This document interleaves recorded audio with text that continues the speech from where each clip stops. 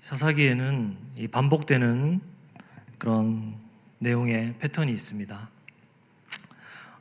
다들 너무나 잘 알고 계실 텐데요. 어떤 패턴입니까? 이스라엘 백성들이 사사로 있을 때에는, 이스라엘 백성들이 사사가 있을 때에는 하나님을 잘 섬기다가 사사가 죽게 되면은 하나님을 떠나서 범죄하기 시작합니다. 하나님은 그들이 죄에서 돌이키지 않는다면 원수들을 그들의 손에 붙여서 심한 고통을 당하게 하십니다.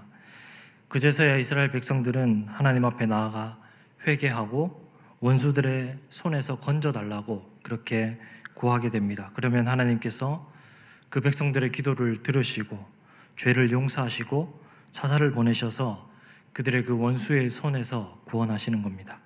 마치 사사의 죽음, 그리고 이스라엘의 범죄, 그리고 원수들에게서 환난, 그리고 회개하여 부르짖음, 그리고 사사를 보내어서 구원하심, 죽음과 범죄와 환난과 회개와 구원, 이것이 한 주기로 계속 반복적인 그런 패턴이 나타나는 것입니다. 여호수아의 그 죽음부터 삼손까지 그 14명의 그 사사에게서 이런 주기가 6번이나 그렇게 등장하게 됩니다. 사사기 1장부터 16장까지는 그런 내용에 반복되는 내용의 그런 패턴이었습니다. 그래서 그 고질적인 그런 우상 숭배의 그런 문제로 인해서 외부적으로 그들은 항상 이방 민족으로부터 그렇게 탄압을 받으면서 그렇게 죄값을 치르게 되는 그러한 이스라엘의 모습이었습니다. 그러나 그때마다 하나님께서 사사를 등장시켜 주셔서 그 백성을 구원하시는 그런 사사들의 활동에 초점이 가 있었습니다. 사사기 1장부터 16장까지는 사사들의 활동에 초점이 가 있었습니다. 그런데 오늘 17장부터는 정말 그렇게 지금까지 두루뭉술하게 그렇게 표현되었던 우상 숭배를 했다는 것, 그 이스라엘이 하나님 앞에 우상 숭배를 했다는 것, 하나님을 떠났다는 것이 어떤 것인지 좀 더 가까이에서 그렇게 클로즈업을 해서 보여주는 것 같습니다. 이스라엘 안에서 그 12지파가 내부적으로 얼마나 심각하게 그들이 파괴되고 또 손상되었는지 한 집안의 에피소드를 통해서 그 시대의 그 단면을 보여주고 있는 것입니다.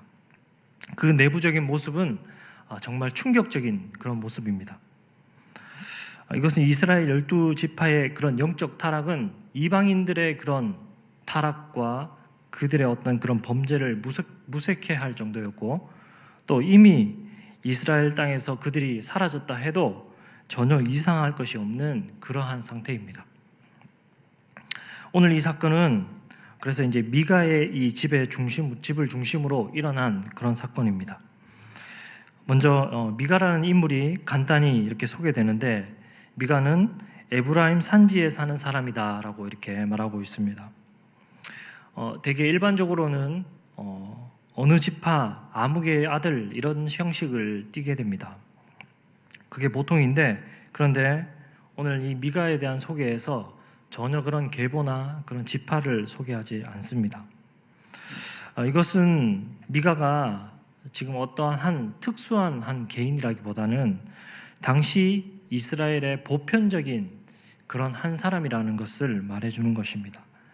미가는 그 시대에 누구보다 더 타락했었던, 그리고 그렇기 때문에 뉴스에 나올 만한 그런 특별한 사람이 아니었다라는 것입니다. 사사기에 앞서 나왔던 그 모든 악과 타락과 부패의 그런 전형을 따르는 그러한 평범한 그런 시대의 한 사람으로서 그런 시대의 타락상을 보여주고 있는 그러한 사람입니다. 이 미가 집에 어머니가 돈이 참 많았던 것 같습니다. 그런데 그 돈을 도난당했습니다. 그 어머니가 잊어버린 돈이 은 1100세겔이라고 이렇게 말해주고 있습니다. 은 1100세겔 그러면 생각나는 것이 있지 않습니까? 드릴라가 삼손을 팔아넘길 때 준 돈이 그 은 1100세겔입니다. 받은 돈이 은 1100세겔입니다. 블레셋의 그 최고 첩보 요원이 임무를 수행하고 받았을 때, 성공했을 때 받은 돈이 은 1100세겔이라는 것입니다. 그러니까 이것은 꽤나 큰 돈입니다. 미가가 오늘 이렇게 어머니의 그 돈을 훔쳤는데 1100세겔을 훔쳤다라는 것은 이렇게 같은 그런 시각적인 효과를 넣어주기 위한 그러한 장치입니다. 마치 무대에서 미장센과 같은 그런 역할이죠. 갑자기 1장부터 16장까지 사사들의 이야기가 쭉 등장하다가 갑자기 미가 집안의 이야기가 나오게 되니까 약간 독자들로 하여금 이것이 생소하게 느껴질 수 있기 때문에 지금까지 오늘 나오는 이야기는 지금까지 이스라엘이 행해왔던 그 악이 지금 이 미가의 집안에 고스란히 들어있고 행해지고 있고 그런 악의 연결점으로서 이스라엘 사사들이 활동했던 그 모든 시대와 시대의 그런 악행과 무관하지 않다라는 것을 보여주기 위해서 이 은 1100세기라는 그런 연결장치를 사용하고 있습니다. 그래서 그런 여전한 그런 악의 구조 속에서 오늘 이 나오는 이야기인데 돈을 1100세겔을 잊어버렸다는 것이죠.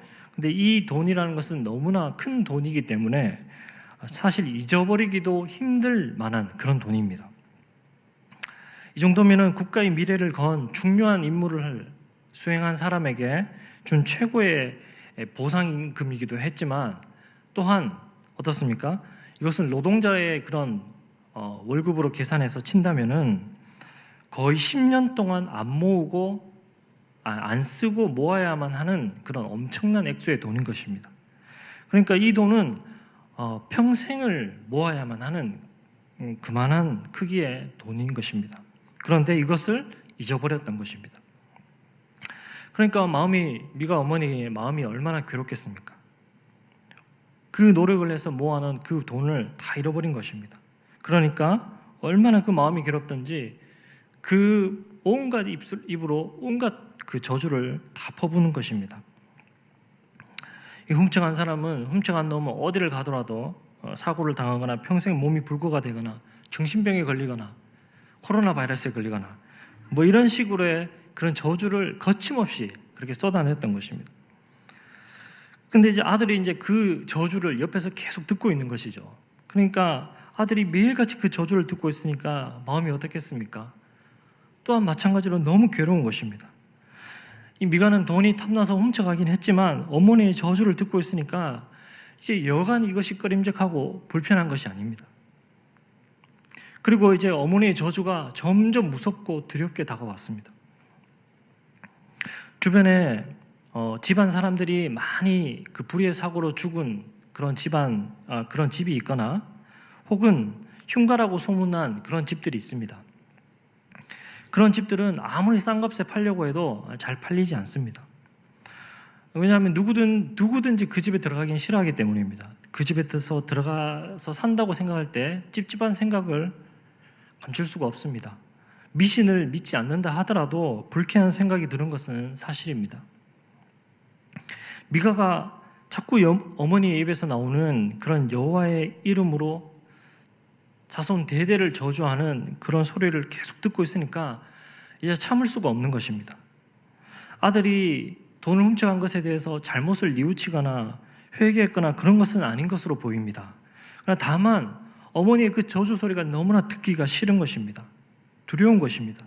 결국 아들은 그 모든 돈을 어머니께 도로 가져다 주었습니다. 그렇다면은 이렇게 훔친 것이 있거나 범죄한 것이 있다면 하나님 앞에 나아가서 그들이 속죄제와 화목제물을 드려야 되는 것이 아닙니까?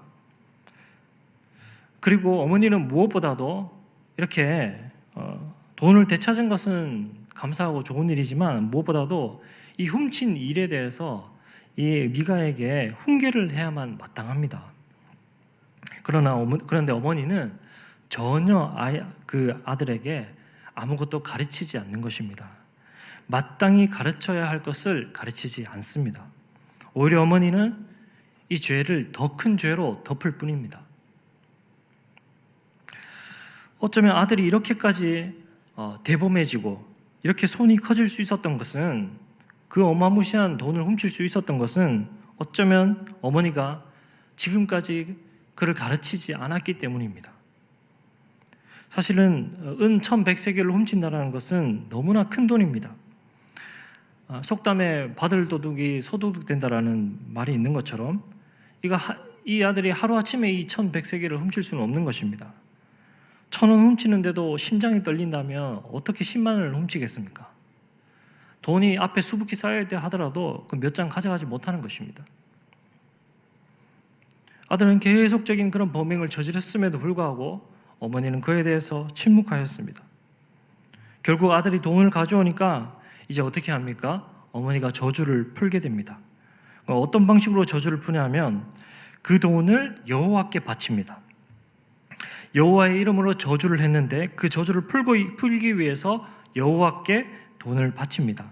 그런데 바치는데 그 바치는 행위가 무엇이냐면 바로 신상과 우상과 드라빔을 만드는 것이었습니다. 정말 이상한 일이죠. 정말 이상한 일입니다. 여호와께 바치는데 여호와의 뜻과 여호와의 율법과는 아무런 상관이 없습니다.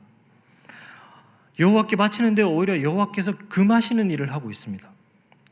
이 계명에 보게 되면은 너를 위하여 새긴 우상을 만들지 말고 또 하늘 위로 하늘에 있는 것이나 아래로 땅에 있는 것이나 땅 안에 물속에 있는 것에 어떤 형상도 만들지 말며 그것들에게 절하지 말며 그것들을 섬기지 말라.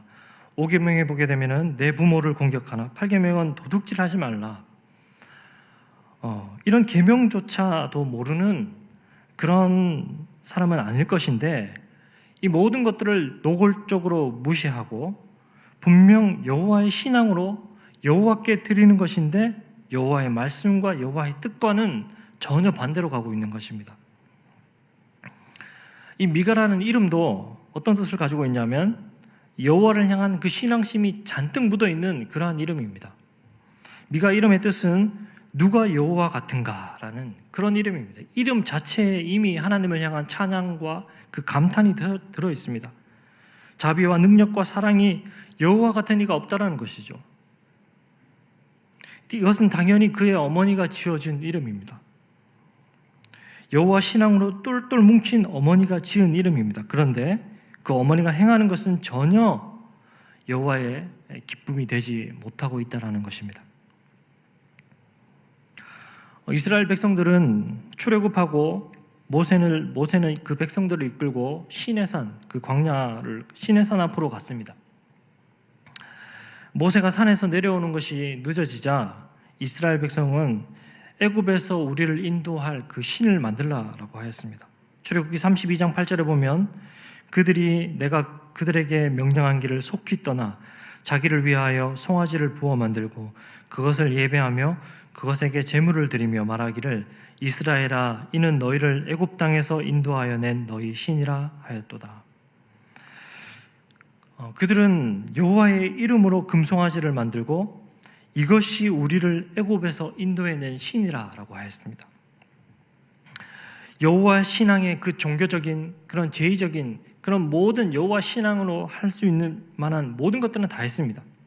송아지 앞에 제단을 쌓고 여호와를 위한 절기를 지키고 번제와 화목제를 드렸습니다. 그리고 그들의 그 신앙 고백도 무엇이었냐면 황금 송아지를 믿는다라는 것이 아니라 우리를 인도해낸 여호와 하나님을 믿습니다라는 고백을 했다는 것입니다. 그런데 그 행위는 어떻습니까? 그 행위는 금으로 만든 그 우상, 그 신상을 섬기는 것이었습니다. 미가의 어머니는 여호와께 거룩히 그렇게 구별하여 드리고 있지만 그 행위는 신상을 만들고 있습니다. 여호와 하나님을 위한 신앙인데 전혀 여호와 앞에 여호와의 그 기쁨이 되지 못하는 그런 신앙인 것이죠. 여러분, 잘못된 신앙이라는 것이 무엇입니까? 바로 이렇게 말씀을 떠난 신앙이라고 할 수 있으며 또 무엇보다도 그 하나님의 기쁨이 무엇인지 생각하지 않는 그런 신앙입니다. 하나님의 기쁨보다는 자신의 기쁨이 우선시되는 그런 신앙입니다. 그런데 하나님께서는 그렇게 하나님의 그 율법 가운데 우상을 만드는 것이 그렇게 싫다고 말씀하셨습니다. 그런데 사람들은 왜 그렇게 자꾸 우상을 만들까요?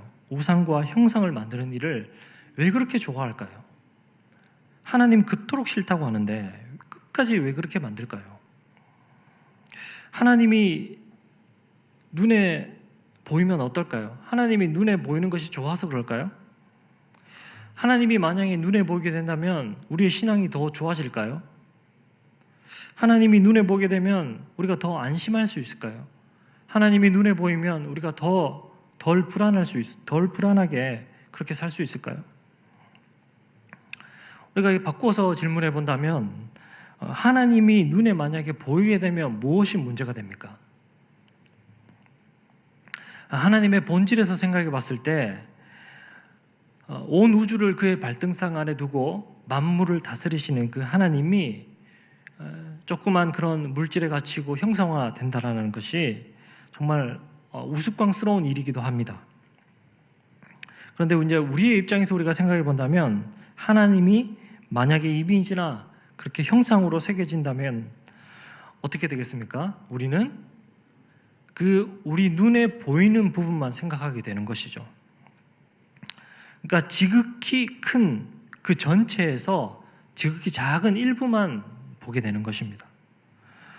여기서 문제는 자동적으로 다른 모든 면들이 감추어지게 된다는 겁니다.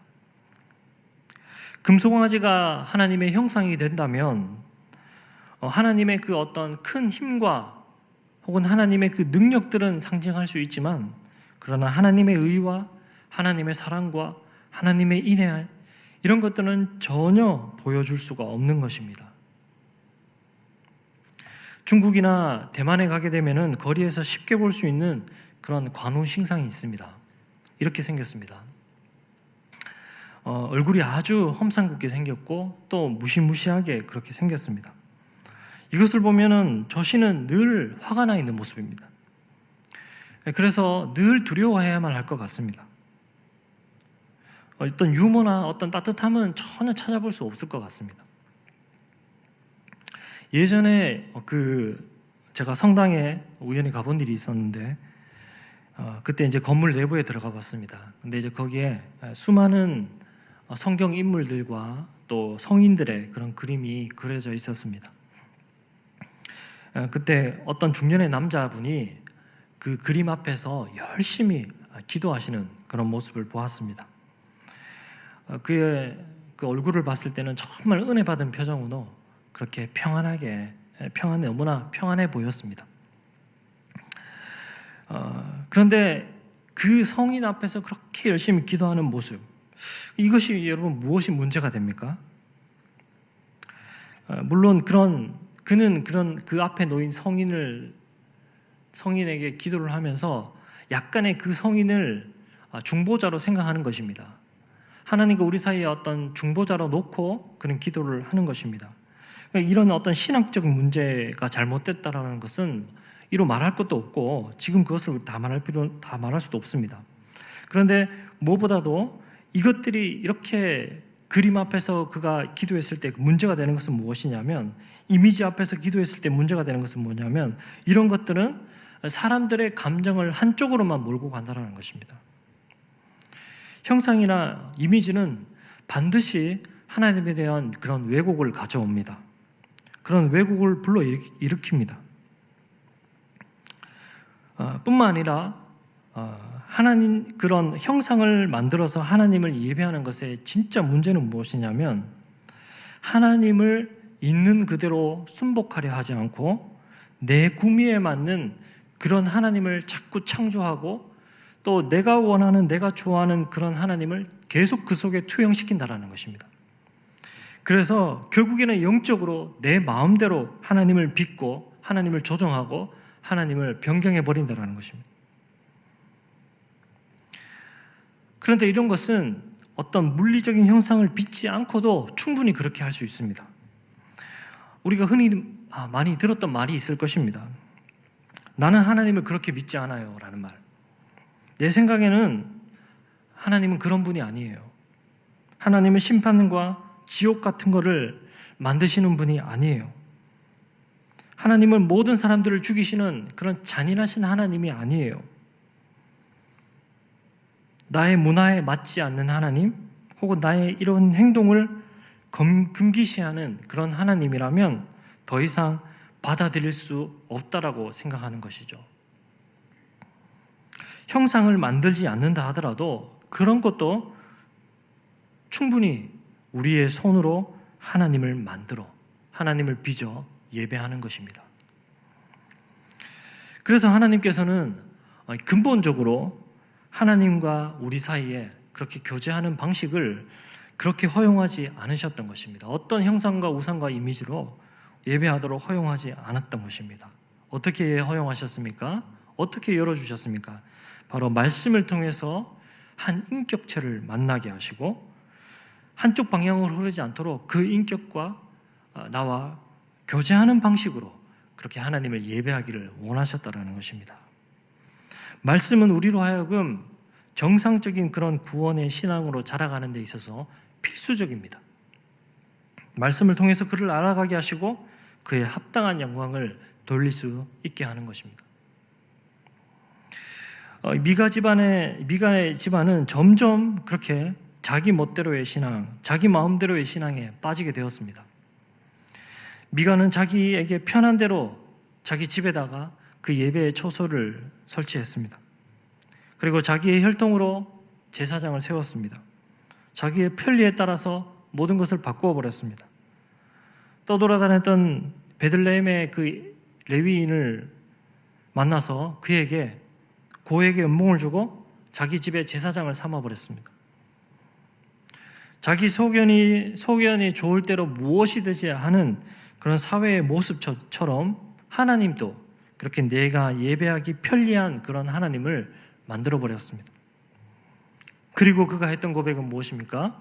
여호와께서 복 주실 것이다. 미가 집안에서는 한 번도 다곤, 바알, 아스타롯 이런 이름을 부르며 예배한 적이 없었습니다. 그들은 여호와의 이름을 부르며 예배했습니다. 그러나 그들은 한 번도 여호와 하나님을 예배한 적이 없습니다.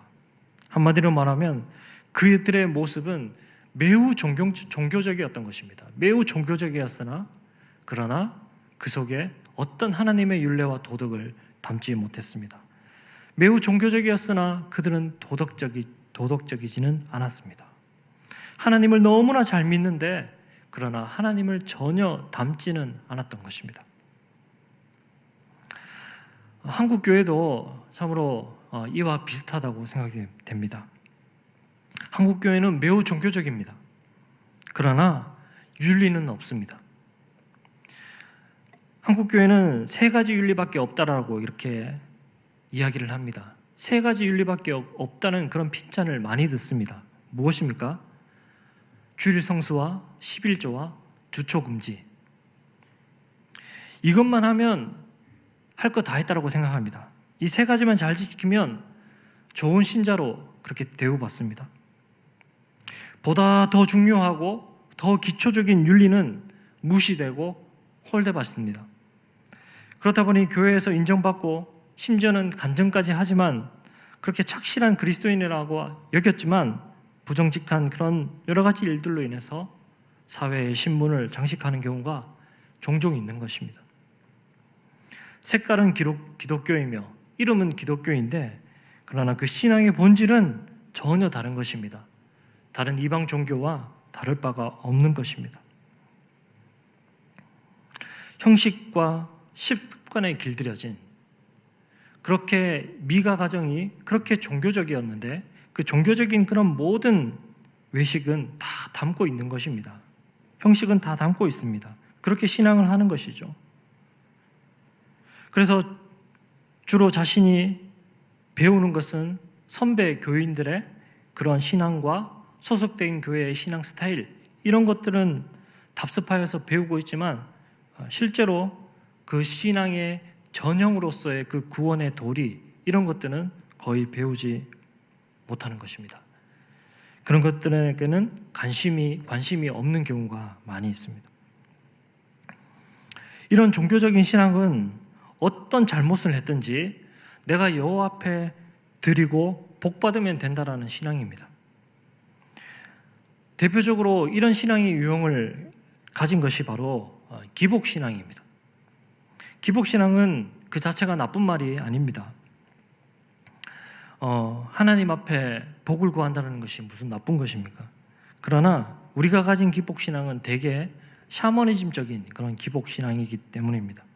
샤머니적인 그런 기복신앙은 추구하는 것이 오로지 두 가지입니다. 현세적인 것과 물질적인 것.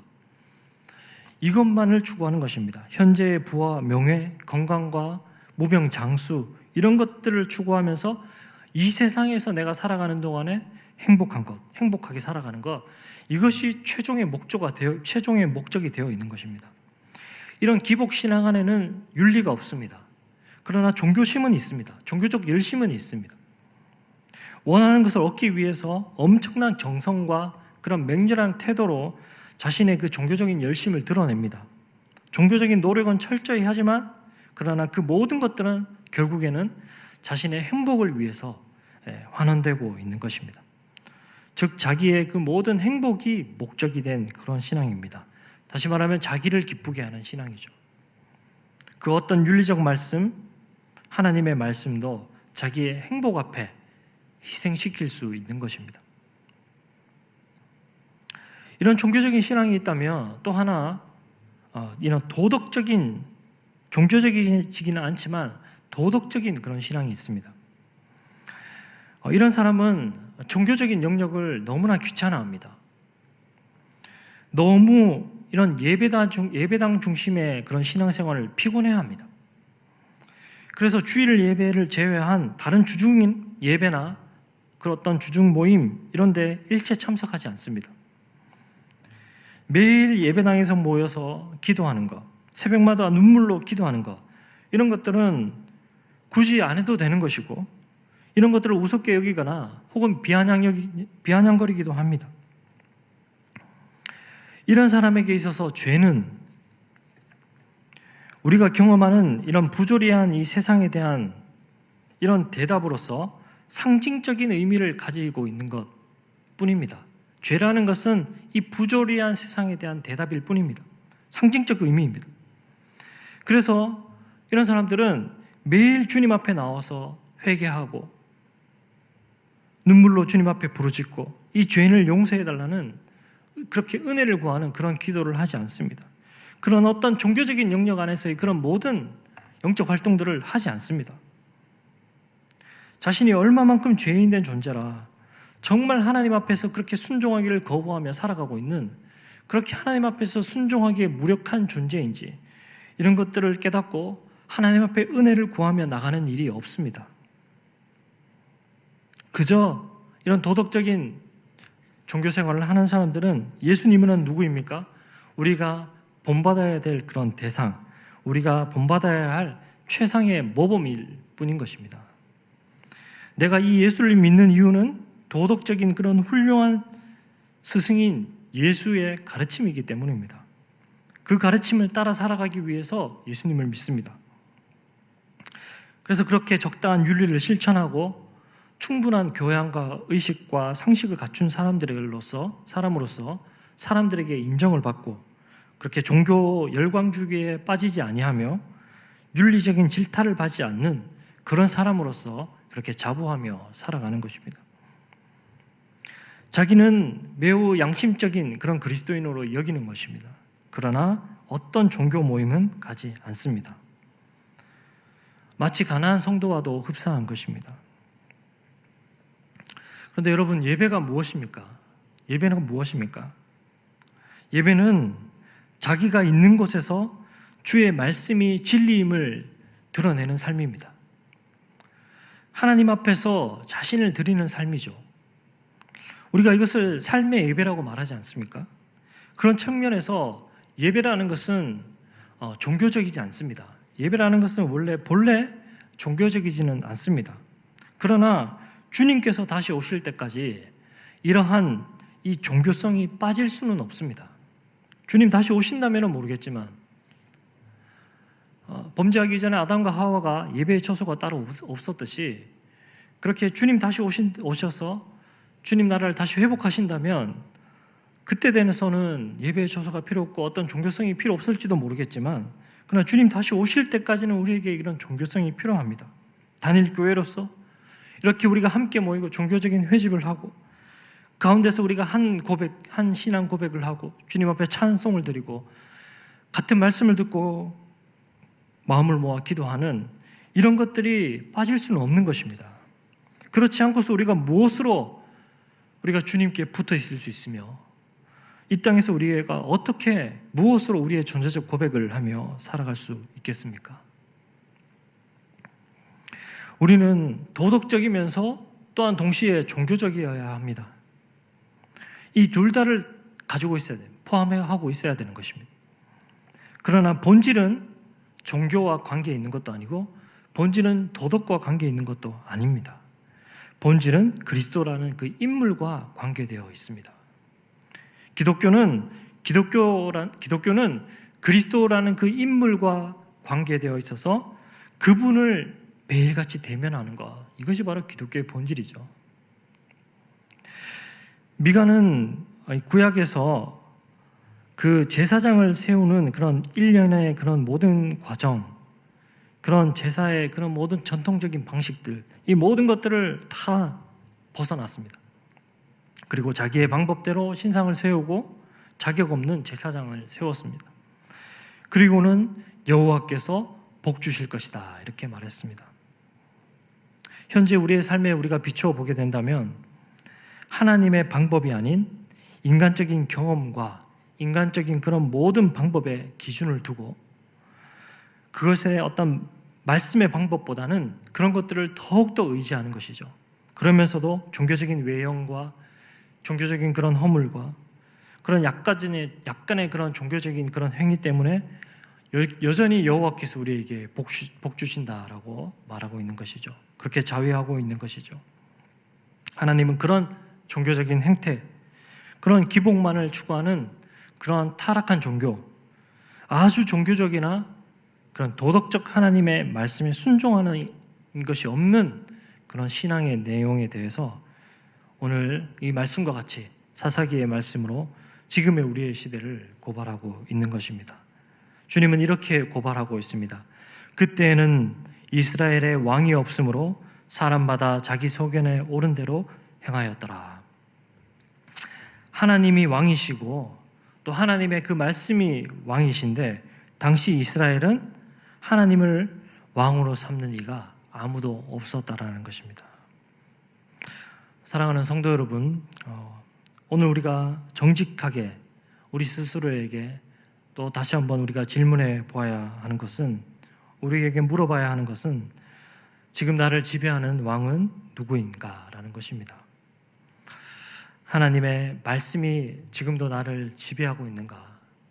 매일같이 정말 우리의 왕 되신 그 예수 그리스도 앞에 엎드리고 그 하나님의 영이 내 인생을 지배하도록 우리 자신을 내어주고 있는가 우리는 돌아봐야 되는 것입니다. 내 인생을 지배하는 하나님의 그 왕 되신 하나님이 오늘도 내 인생을 지배하는 그런 복된 인생 되시기를 간절히 소망합니다.